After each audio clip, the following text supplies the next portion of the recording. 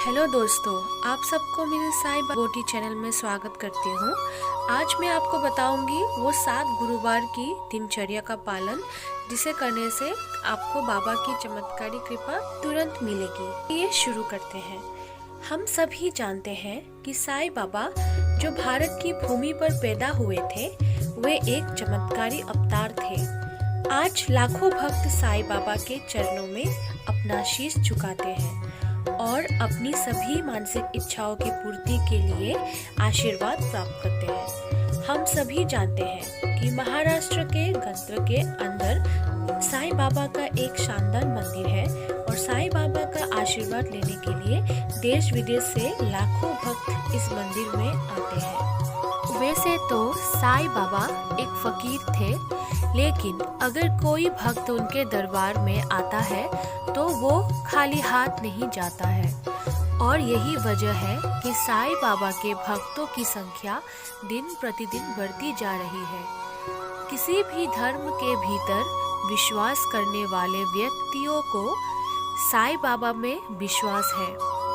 साई बाबा की पूजा और आराधना करना साई बाबा के लिए एक विशेष समय माना जाता है और ये कारण है कि आप गुरुवार को साई बाबा के मंदिरों के अंदर एक विशेष भीड़ देखते हैं। आमतौर पर लोग साई बाबा का आशीर्वाद पाने के लिए उनके मंदिरों के अंदर विशेष दान करते हैं, लेकिन आज हम आपको एक खास बात दिखाने जा रहे हैं जिसके जरिए आप साई बाबा का आशीर्वाद प्राप्त कर सकते हैं।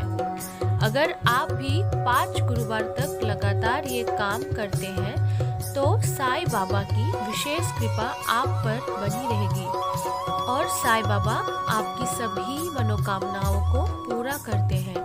तो आइए जानते हैं कि क्या चीज़ है।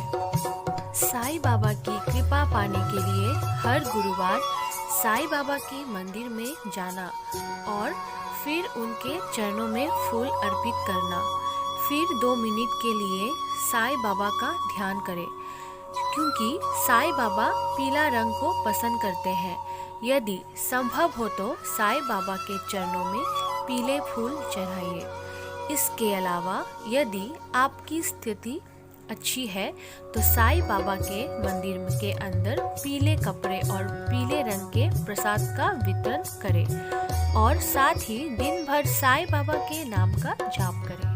इस प्रकार यदि आप नियमित रूप से 7 गुरुवार तक साई बाबा के किसी भी मंदिर में जाते हैं, यदि आप इस दैनिक नियम के अनुसार काम करते हैं तो आपके जीवन के अंदर की सभी परेशानियां दूर हो जाएगी और आपके जीवन में सुख, शांति और समृद्धि हमेशा के लिए बसती है। साथ ही साथ साई बाबा की विशेष कृपा आप पर बनी हुई है ताकि आपकी हर मनोकामना पूरी हो और साथ ही आप आर्थिक रूप से स्वस्थ बन सके। साई बाबा अपने भक्तों की जीवन शक्ति है। उनका नाम लेकर ही भक्त अपने जीवन की हर उलझन सुलझा लेते हैं। कुछ लोग साई को भगवान कहते हैं तो कुछ अवतार, वही कुछ भक्त साई को फरिश्ता भी मानते हैं। आज हम साई बाबा के अनोखे चरित्र से जुड़ी कुछ ऐसी दिव्य कथाएं और जानकारियां लाए हैं जो आपकी जिंदगी बदलने की शक्ति रखती है। साई बाबा के ईश्वरीय गुणों की महिमा। साई सभी कामों को निर्विघ्न संपन्न कराने वाले गणपति के ही स्वरूप है। साई बाबा के भीतर भगवती सरस्वती का भी अंश माना गया है। साई संपूर्ण सृष्टि की उत्पत्ति, पालन और संहार के अधिष्ठाता देवों यानी ब्रह्मा, विष्णु और महेश का भी अभिन्न अंग है। साई ही स्वयं गुरु बनकर भवसागर से पार उतारते हैं। साई बाबा से जुड़ी एक कहानी है, गेहूं पीसने की कहानी। तो आइए सबसे पहले इस कहानी के बारे में जानते हैं। गेहूं पीसने की कथा। एक दिन सुबह सुबह साई बाबा हाथ से पीसने वाली चक्की से गेहूं पीसने लगे। ये देखकर वहाँ मौजूद सभी लोग हैरान रह गए, लेकिन साई बाबा से इसका कारण पूछने की किसी की हिम्मत न थी। सब सोच रहे थे कि साईं बाबा के ना कोई घर है ना परिवार और इनका गुजारा भी भिक्षा से हो जाता है। फिर साईं गेहूं क्यों पीस रहे हैं? साईं की ये कौन सी लीला है? तभी भीड़ से 4 निडर महिलाएं निकली और बाबा को चक्की से हटाकर खुद गेहूं पीसने लगी।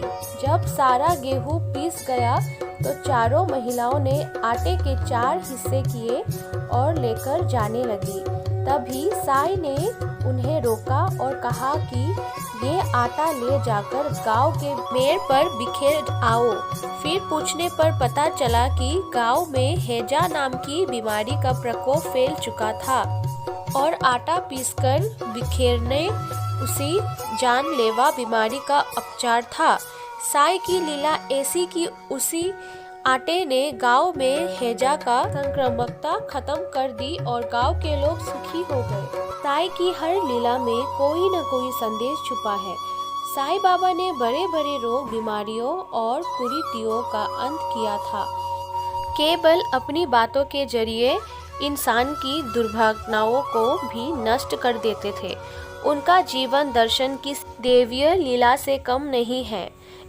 हैजा नाम की बीमारियों से मुक्ति दिलाने के लिए गेहूं पीसने की कथा तो आप सुन ही चुके हैं, लेकिन इस कथा का अभिप्राय क्या है?